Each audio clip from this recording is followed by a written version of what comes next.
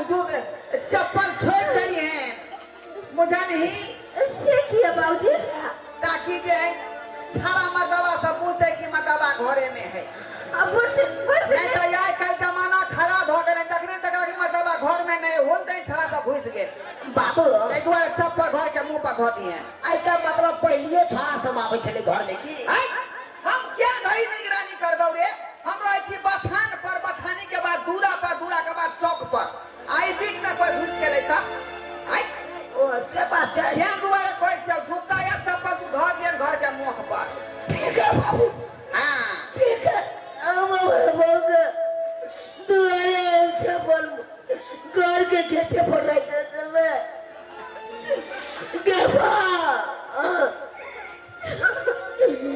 गबा गबा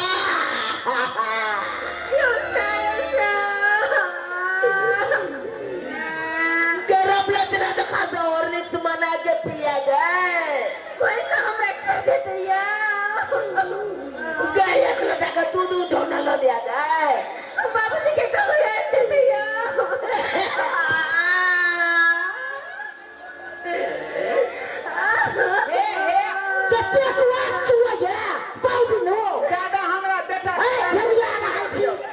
भैंस के तरह में भैया छी ठीक हां है ज्यादा करने में हमरा बेटा के अटक्का गो भ जेतै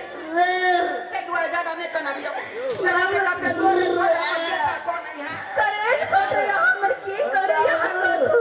आई बाबू हमको ना रत बहु के बिना जाय छे पे कोनर पे वरिया करई है या कि बारूद आ बम ज्यादा छूटैत रहै है ना जखने छूटे लगतै कि पार पर घुस जाइ है